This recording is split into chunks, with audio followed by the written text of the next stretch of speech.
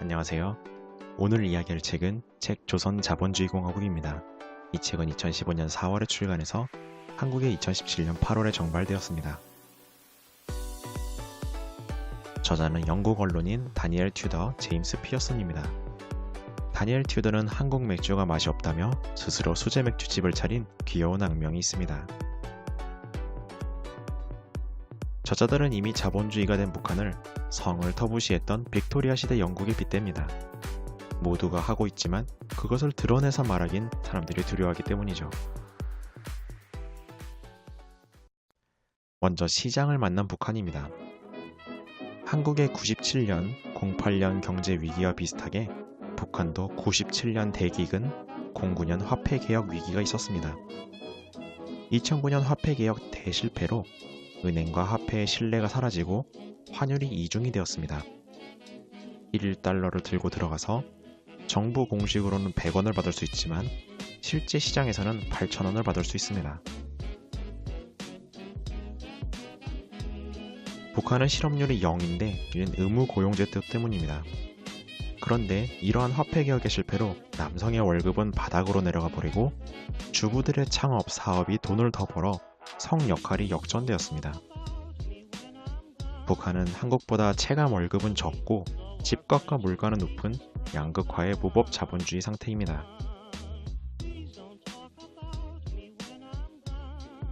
2015년 당시만 해도 위표와 같이 활발한 인적, 금융, 통신 교류가 있었습니다.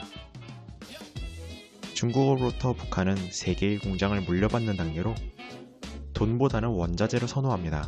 이는 북한의 내수용을 만들어 선순환을 할 수 있기 때문이죠.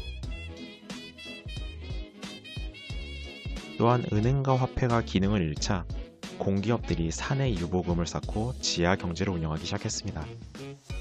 중국은 좋은 실적의 분식회계를 한다면 북한은 못 팔았다는 분식회계를 만들어서 그 차액을 챙기곤 한다고 합니다. 다음으로 여가입니다. 술은 대동강 맥주가 유명하지만 한국과 달리 마을마다 전통주가 이어와서 소주와 함께 서민술로 쓰이고 있습니다. 북한은 자취방이 없기 때문에 가정 파티가 이성 간 만남의 장이라고 합니다. USB, MP3, 노래방 기계는 보편화되었기 때문이죠. 또한 가정주부들이 연인들에게 시간 단위로 대여를 해주는 사업을 모텔 사업으로 쓰이고 있습니다. 이동의 자유 또한 허용되었는데 사실상 뇌물이 톨게이트비 역할을 하다가 이제는 공식화되었습니다. 공식화된 것은 노동신문에 실린 여행 광고로 할 수 있습니다.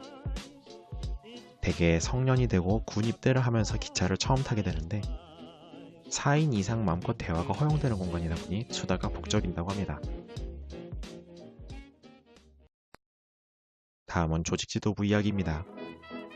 김정일의 경우 부친의 둘째 부인 지방과 권력 경쟁에 이겨서 1973년부터 2012년까지 장기 집권을 합니다.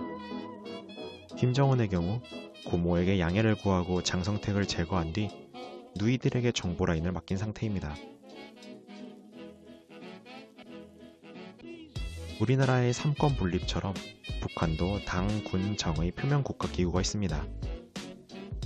김일성 때는 이와 같이 사용하였으나 김정일의 경우 권력을 불투명화하고 조직 지도부로 권력을 모았습니다. 김정은은 2012년 집권하여 황병서에게 군을 맡긴 뒤 장성택을 제거하고 당으로 권력을 재이동하고 있습니다. 북한의 군 권력은 일반경찰, 비밀경찰, 군대로 나뉩니다. 이 중에 문제가 되는 점은 비밀경찰입니다. 대중을 평소에도 감시하고 사법 절차를 지키지 않고 탄압적인 운영 때문에 국제적인 비판을 받곤 합니다. 다시 밝은 이야기로 돌아와서 패션입니다. 북한에서 양복은 인민복을 의미합니다.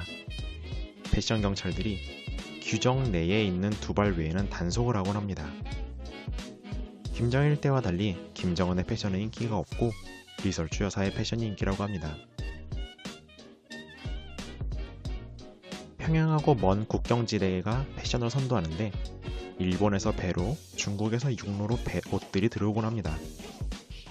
2010년에는 나팔바지와 란제리, 2015년에는 스키니진과 한국산 비비크림, 최근에는 저렴한 쌍꺼풀 수술과 짧은 치마가 유행이라고 합니다.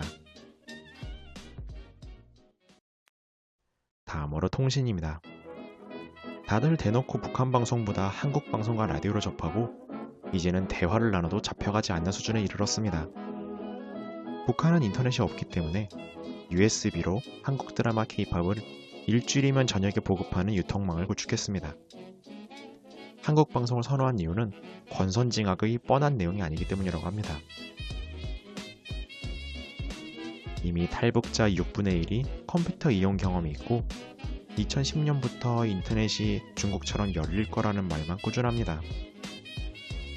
북한은 현재 포장마차, 노점상이 인기를 끌고 있고 이를 이용해서 국립도서관들이 이동형 도서관 사업을 막 태동했습니다. 신분증을 맡긴 채 매대 옆에서 후루룩 책을 읽는 방식이죠.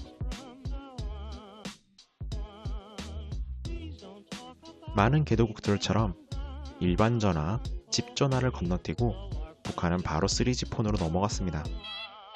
2015년 저술 당시 300만 명, 2018년 말 기준 600만 명이 스마트폰을 갖고 있습니다.